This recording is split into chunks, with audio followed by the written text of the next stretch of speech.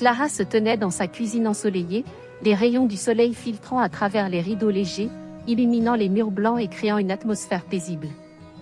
Elle était entourée de l'odeur du café fraîchement préparé, une boisson qu'elle avait apprise à apprécier durant ses années de vie à Madrid. Ses mains, légèrement tremblantes, caressaient son ventre arrondi, symbole de la vie qu'elle portait en elle. À ce moment-là, elle se sentait à la fois pleine d'espoir et d'inquiétude pour l'avenir. Alors qu'elle s'apprêtait à savourer sa tasse de café, Clara remarqua le téléphone de Javier posé sur la table, son écran légèrement allumé. Curieuse, elle s'approcha, sans réfléchir, elle jeta un coup d'œil à l'écran. Ce qu'elle vit la fit sursauter. Un message, une conversation intime entre Javier et une inconnue, laissa Clara sans voix. Les mots, chargés de passion et de promesses, résonnaient comme un coup de tonnerre dans son esprit. « Mon amour, je ne peux pas attendre de te voir ce soir. » La phrase résonnait en boucle dans sa tête, chaque syllabe semblant percer son cœur. Elle sentit une vague de colère et de tristesse l'envahir. Comment avait-il pu la trahir de cette manière? Elle se redressa, le cœur battant, et sa main tremblante attrapa le téléphone. À cet instant, la décision de confronter Javier s'imposa à elle, comme une nécessité. Clara trouva Javier dans le salon, plongé dans un fichier sur son ordinateur.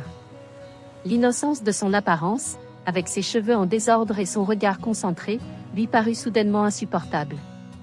Elle se racla la gorge, attirant son attention. « Javier, nous devons parler », dit-elle d'une voix ferme, mais tremblante d'émotion. Il leva les yeux, surpris. « Qu'est-ce qui se passe, Clara? Tu as l'air préoccupée. » Elle brandit le téléphone, l'écran affichant le message compromettant. « Qui est-elle » demanda-t-elle, la voix chargée de douleur. Un silence pesant s'installa, et Javier blêmit. « Clara, je peux tout expliquer. Ce n'est pas ce que tu penses. » « Pas ce que je pense, rétorqua-t-elle, la colère montant en elle. « Tes mots sont là, Javier. Les mots d'un homme infidèle. Comment as-tu pu me faire ça alors que je suis enceinte ?» Il se leva, les mains en l'air, comme pour se défendre. « Écoute, je suis désolé. J'étais dans un moment de faiblesse. Ça ne signifie rien pour moi. C'est toi que j'aime. » « Ne me parle pas d'amour, » s'écria Clara, les larmes aux yeux. « L'amour ne trahit pas. L'amour ne ment pas. » Javier s'approcha d'elle, l'air désespéré. « Clara, s'il te plaît. Je vais tout changer. Je te promets que ça ne se reproduira pas, ça ne change rien, » murmura-t-elle, dévastée. « Je ne peux pas donner naissance à l'enfant d'un traître. » Clara se détourna, son cœur lourd de trahison.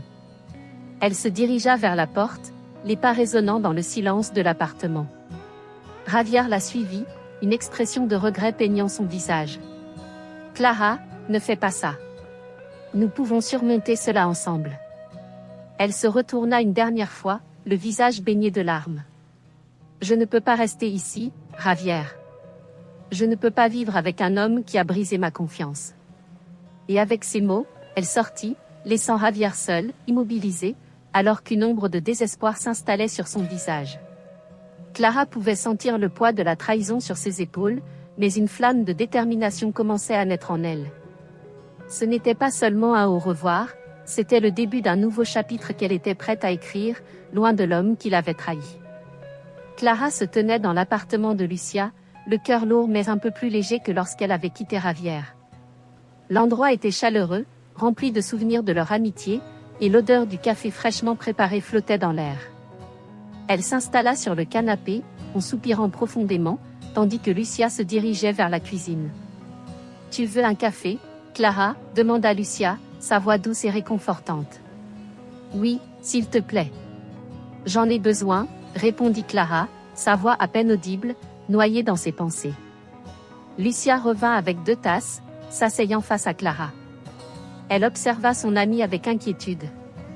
Les yeux de Clara étaient tristes, et sa posture trahissait la douleur qu'elle ressentait. « Parle-moi, s'il te plaît. Je suis là pour toi. » Clara prit une gorgée de café, le goût amer lui brûlant légèrement la langue. Elle déglutit difficilement avant de lâcher. « J'ai découvert que Javier me trompait. Je ne sais pas quoi faire. » Lucia blêmit. Oh non. Mais tu l'as confronté, n'est-ce pas? Oui, souffla Clara, les larmes perlant à ses yeux. Il a essayé de se défendre avec des excuses ridicules. Je ne peux pas croire qu'il ait pu faire ça. Il n'a pas de mots pour justifier une telle trahison, dit Lucia avec une fermeté qui surprit Clara. Tu mérites tellement mieux, Clara. Je sais, mais je ne peux pas imaginer ma vie sans lui. Je suis enceinte, et tout cela.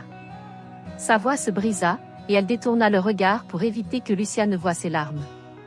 Tu dois penser à toi et à l'enfant, insista Lucia. Javier ne mérite pas ta douleur. Tu ne peux pas laisser un traître avoir le contrôle sur ta vie. Clara hocha la tête, mais une vague de désespoir l'envahit. Je ne veux pas donner naissance à l'enfant d'un homme qui m'a trahi. C'est une décision que tu devras prendre, mais n'oublie pas que tu n'es pas seule, la rassura Lucia. Je suis là, et je vais t'aider à traverser ça. Clara regarda son amie, touchée par sa détermination. Que devrais-je faire? Je me sens si perdue. Lucia prit une profonde inspiration. Je pense que tu devrais envisager un plan. Un plan pour récupérer ta vie et ta dignité. Tu ne peux pas laisser Javier s'en tirer sans conséquence. Un plan, répéta Clara, intriguée. L'idée lui semblait à la fois effrayante et libératrice. Que veux-tu dire par là? Peut-être que tu pourrais commencer par rassembler des preuves de son infidélité, proposa Lucia. S'il sait que tu es au courant, il ne pourra plus te manipuler comme il le faisait avant. Tu crois que ça va vraiment changer quelque chose? Clara se sentait tiraillée, mais une petite étincelle de détermination commençait à naître en elle. Oui, je le crois. Tu as le droit de défendre tes intérêts et de te battre pour ce que tu mérites. Lucia lui prit la main, son regard plein de soutien. Et surtout, n'oublie pas que tu es forte. Clara se redressa légèrement, se laissant porter par les encouragements de son amie. D'accord, je vais essayer. Je ne peux plus vivre dans l'ombre de sa trahison. C'est l'esprit, s'exclama Lucia, un sourire brillant sur son visage. Ensemble, nous allons faire en sorte que Javier comprenne ce qu'il a perdu. Les mots de Lucia résonnèrent dans l'esprit de Clara. Elle se sentait prête à affronter la réalité, non seulement pour elle-même, mais aussi pour l'enfant qu'elle portait. La colère se mêlait à une nouvelle détermination. Elle ne serait plus la victime de cette situation. Elle se lèverait, et Javier apprendrait que les conséquences de ses actes ne seraient pas ignorées. Clara se tenait devant le miroir de la salle de bain, examinant son reflet. Ses yeux, autrefois pétillants de joie, semblaient désormais éteints, assombris par la trahison. Le ventre arrondi, témoin silencieux de l'avenir qui s'annonçait, lui rappelait à chaque instant la présence de Javier, cet homme qui avait promis de l'aimer pour toujours. Pourtant, cet amour pouvait-il vraiment être sincère si, derrière son dos, il vivait une double vie? Elle inspira profondément, prenant la décision de sortir. Ce soir-là, elle s'était inscrite sur un site de rencontre, cherchant à se distraire, à oublier, même si ce n'était que pour quelques heures. Elle n'était pas certaine de ce qu'elle cherchait, mais l'idée de rencontrer d'autres hommes, de vivre une nouvelle aventure, lui donnait un frisson d'excitation mêlé à une légère angoisse. Elle choisit une robe rouge qui épousait parfaitement ses formes, un choix audacieux qui tranchait avec son état d'esprit. Dans un bar animé du centre de Madrid, Clara s'assit à une table, une boisson à la main, observant les couples et les groupes d'amis rire et discuter. Elle se sentait à la fois comme une intruse et comme une femme libre. Après quelques minutes, un homme s'approcha d'elle, un sourire charmeur sur le visage. « Salut, je suis Marco. Ça te dérange si je me joins à toi ?» Clara acquiesça, essayant de se concentrer sur cette nouvelle rencontre. Ils échangèrent des banalités, mais au fond, elle se sentait vide. Les rires de Marco résonnaient comme un écho lointain, tandis que son esprit vagabondait vers Javier. Pourquoi était-il toujours présent dans son esprit, même après tout cela? « Tu es très belle, tu sais, » dit Marco en prenant une gorgée de sa bière. « Merci, » répondit-elle distraitement. « Je traverse une période difficile. » « Je comprends. Si tu veux en parler. » Clara secoua la tête. « Non, c'est juste que, c'est compliqué. » Le reste de la soirée se déroula dans une sorte de flou. Clara se força à sourire, à rire, Mais chaque moment de joie était rapidement assombri par le souvenir de Javier. Elle rentra chez elle, le cœur lourd, en se demandant si elle réussirait un jour à tourner la page. Les jours passèrent, et bien que Clara continuât à sortir, elle ne pouvait s'empêcher de penser à lui. Un soir, alors qu'elle était allongée sur son canapé, son téléphone vibra. Elle regarda l'écran, un numéro inconnu s'affichait. Hésitante, elle répondit. Clara, demanda une voix féminine, tremblante mais assurée. Oui, qui est-ce, répondit-elle, la curiosité piquée. Je suis Anna. Je suis la maîtresse de Javier. Un silence lourd s'installa. Clara sentit son cœur s'accélérer. Quoi? Comment avez-vous eu mon numéro? C'est compliqué. Mais je pense que vous méritez de savoir la vérité. La vérité? Clara se leva brusquement, la colère montant en elle. Quelle vérité? Que mon mari est un traître? Anna soupira. Je ne voulais pas que cela se passe ainsi. Mais je suis tombée amoureuse de lui. Amoureuse? Clara éclata de rire, amer. C'est ce que vous appelez ça? Vous savez qu'il est marié, n'est-ce pas? Oui, mais... Anna hésita. Il m'a promis qu'il ferait le choix de quitter sa femme. Je ne voulais pas que vous souffriez. Clara, bien que furieuse, ressentit une étrange curiosité. Pourquoi voulez-vous me parler? Je pense que vous devriez savoir ce qui se passe réellement. Je veux que vous sachiez qu'il n'est pas celui que vous croyez. Clara se mordit la lèvre, hésitant. Que voulez-vous dire? Rencontrons-nous. Je vous expliquerai tout. Clara regarda par la fenêtre, la nuit étoilée à l'extérieur reflétant son tumulte intérieur. Elle savait que cela risquait de la plonger encore plus dans la douleur, mais quelque chose en elle lui disait qu'elle devait le faire. D'accord, répondit-elle finalement, la voix tremblante. Où et quand? Anna lui donna rendez-vous dans un café du quartier, et Clara, le cœur battant, se prépara pour une rencontre qui pourrait bien bouleverser sa vie à jamais. Clara se tenait devant le café où elle devait rencontrer Anna, son cœur battant la chamade. La pluie tombait doucement, créant une ambiance morose qui reflétait son état d'esprit. Elle avait passé des jours à se demander comment une telle trahison avait pu se produire, et maintenant, elle était sur le point de découvrir la vérité. La porte du café s'ouvrit et une femme entra, les cheveux bouclés et un sourire qui semblait à la fois chaleureux et sincère. Clara sentit une vague de reconnaissance, mais cela ne l'empêcha pas de ressentir une colère sourde bouillonner en elle. Clara, demanda Anna, en s'approchant avec une certaine hésitation. Oui, c'est moi, répondit Clara, tentant de garder sa voix ferme malgré l'émotion qui l'étreignait. Elle invita Anna à s'asseoir, la tension palpable entre elles.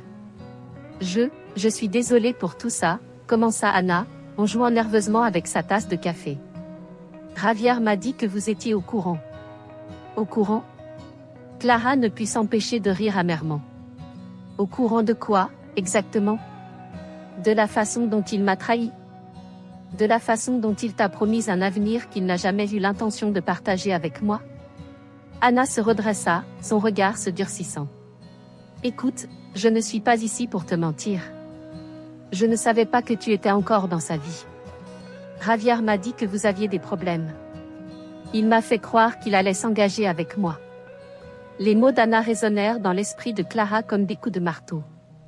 La trahison qu'elle avait vécue ne la touchait pas seulement elle, mais aussi une autre femme. Et tu lui as cru? Tu as cru qu'il serait capable de changer? Je voulais croire qu'il était sincère. Je pensais que notre histoire était réelle, avoua Anna, les yeux baissés, visiblement triste. Clara se contenta de souffler, frustrée. Qu'est-ce que tu veux, alors, demanda-t-elle, la voix tremblante d'émotions contradictoires. Tu veux qu'on devienne amis? Que je te pardonne parce que tu es aussi une victime dans cette histoire? Non, pas du tout, répondit Anna, avec une sincérité qui surprit Clara. Je ne veux pas que tu me pardonnes. Je veux juste que tu comprennes que je ne suis pas la seule responsable ici. Javier a joué avec nos vies à toutes les deux. Clara se frotta le front, essayant de digérer tout cela. Elle se sentait piégée entre la colère et une étrange empathie pour cette femme qui, comme elle, avait été manipulée. Que comptes-tu faire, alors? Anna soupira, visiblement acculée. Je ne sais pas. Mais je crois que nous devrions l'affronter ensemble. Peut-être que cela lui fera comprendre à quel point il a blessé des gens autour de lui. Ensemble? Clara était partagée.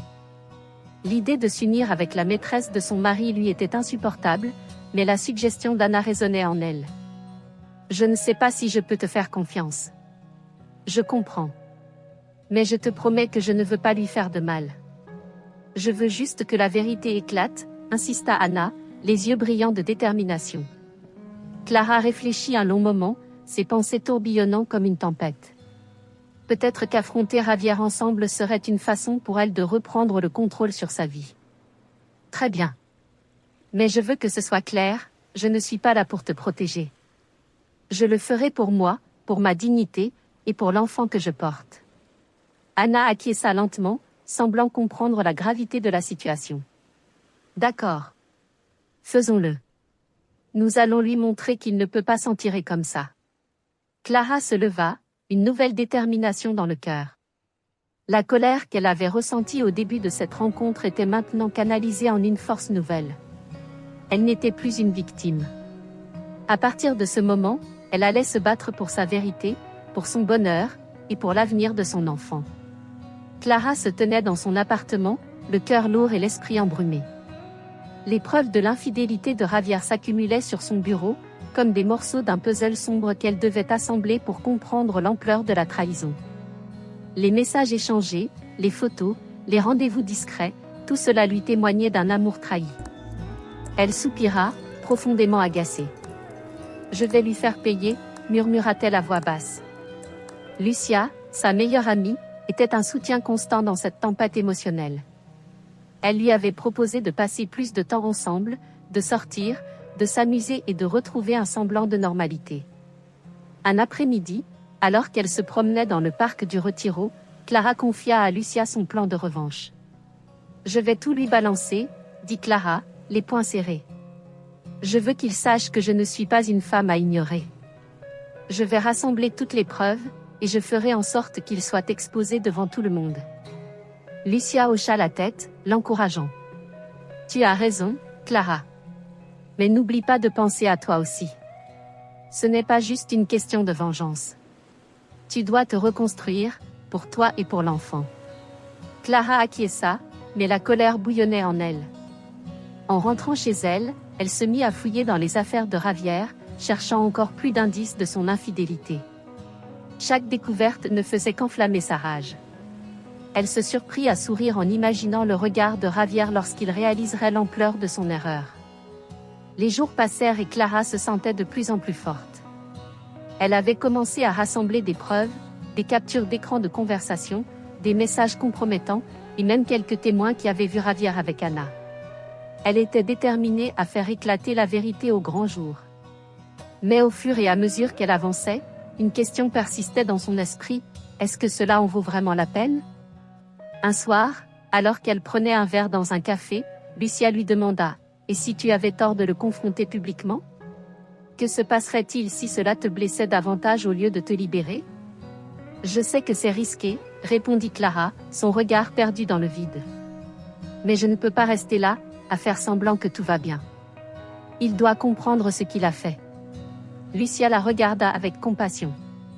Je comprends. Mais n'oublie pas que la vengeance peut parfois nous consumer.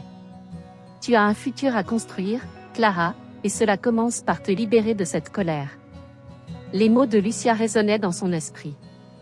Elle ferma les yeux, essayant d'imaginer un lendemain où elle pourrait vivre sans ce poids. Mais alors qu'elle se concentrait sur cette idée, un événement inattendu survint. Clara reçut un message de Javier, lui annonçant qu'il avait eu un accident et qu'il était à l'hôpital. Son cœur fit un bond. « Qu'est-ce que je fais ?» se demanda-t-elle, déstabilisée. L'idée de le voir, de le confronter dans un moment de faiblesse, l'angoissait. D'un côté, elle avait envie de le voir se débattre avec ses choix, mais de l'autre, une part d'elle ressentait une vague de compassion. « Je dois y aller », annonça-t-elle finalement à Lucia, qui la regarda avec surprise. « Je dois voir ce qui se passe. » « Clara, attends, tu n'es pas obligée d'y aller, plaida Lucia. Ce n'est pas le moment. Pense à tout ce que tu as découvert. Peut-être que c'est justement le moment de confronter mes émotions, rétorqua Clara, déterminée.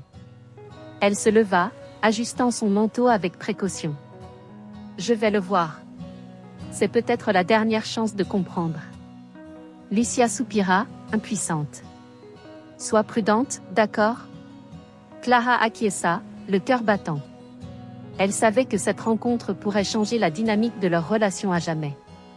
Se dirigeant vers l'hôpital, elle se demanda si elle serait capable de faire face à Javier, mais une chose était sûre, elle ne serait plus la même après cela. Clara se tenait devant le miroir de sa chambre, les mains sur son ventre arrondi, son esprit tourbillonnant avec des pensées contradictoires. La découverte récente de l'existence d'un enfant dont Javier était le père l'avait laissée dans un état de choc. Comment avait-il pu lui cacher une telle vérité ? Elle avait toujours pensé qu'elle connaissait son mari, mais maintenant, elle se sentait trahie à un niveau qu'elle n'aurait jamais imaginé. Elle se remémorait la conversation avec Anna, l'ancienne amie d'école qui lui avait révélé l'existence de cet enfant. Les mots d'Anna résonnaient encore dans son esprit, Javier est un homme complexe, Clara. Il a ses démons, mais il a aussi un cœur. Clara avait eu du mal à croire cela. Comment pouvait-on justifier une telle trahison par des mots aussi doux ? Pourtant, face à la réalité de la situation, elle savait qu'elle devait prendre une décision. Clara, tu dois lui parler, murmura Lucia, assise sur le lit, observant son amie avec une expression de compréhension. Tu ne peux pas vivre dans ce brouillard. Et si je lui pardonne ? Demanda Clara, sa voix tremblante. Et s'il me trahit encore ? C'est un risque. Mais tu dois aussi penser à l'enfant. Cet enfant n'a rien demandé. Clara ferma les yeux, se concentrant sur la vie qui grandissait en elle. Était-il juste de condamner un innocent pour les erreurs de son père ? Elle se souvint des larmes qu'elle avait versées pour Javier, des promesses qu'il s'était faites. Peut-être qu'il peut changer. Avec une détermination nouvelle, Clara prit son téléphone et composa le numéro de Javier. Elle avait besoin de réponses, mais surtout, elle avait besoin de clarté. Lorsque la voix familière de son mari répondit, son cœur battait la chamade. « Clara !» commença-t-il, sa voix trahissant une inquiétude palpable. « Nous devons parler, Javier. Je veux que tu viennes ici. » La tension était palpable lorsqu'il arriva quelques heures plus tard. Clara l'attendait dans le salon, les bras croisés, son regard fixé sur la fenêtre. Javier entra, son visage marqué par l'angoisse. « Qu'est-ce qui se passe ? demanda-t-il, prenant place sur le canapé. Clara se retourna, le cœur lourd. « J'ai appris pour l'enfant, Javier. Pourquoi ne m'as-tu rien dit ?» Il baissa les yeux, honteux. « Je voulais te protéger. C'était compliqué. » « Protéger » répéta-t-elle, sa voix se brisant. « Tu m'as trahi, Javier. Comment pouvais-tu penser que cela me protégerait ?» Il soupira, passant une main dans ses cheveux. « C'était une erreur, Clara. J'aime notre vie ensemble. J'ai fait des choix stupides, mais je ne veux pas que cela détruise ce que nous avons. » « Et l'enfant ? Que fais-tu pour lui ? demanda-t-elle, son ton se radoucissant légèrement. « Je vais être là pour lui. Je te le promets. J'ai pris du recul, et je vais faire tout ce qu'il faut pour être un meilleur homme. » Clara hésita. Les mots de Javier résonnaient avec une sincérité qu'elle n'avait pas anticipée. Son cœur battait la chamade à l'idée de lui donner une seconde chance, mais elle savait qu'elle devait poser des conditions. « D'accord, mais c'est à toi de prouver que tu es digne de confiance. Je ne peux pas porter le poids de ta trahison tout en portant notre enfant. Tu dois être un père, non seulement pour cet enfant, mais aussi pour nous. » Javier hocha la tête, des larmes aux yeux. « Je ferai tout ce qu'il faut, Clara. Je t'en prie, donne-moi une chance. » Clara respira profondément, se sentant à la fois vulnérable et forte. « Je ne sais pas si je peux complètement te pardonner, mais je suis prête à essayer. Pour notre enfant. » Elle réalisa alors que l'amour pouvait surgir des pires trahisons, et qu'il était possible de reconstruire sur des bases fragiles, si seulement l'on était prêt à se battre pour cela.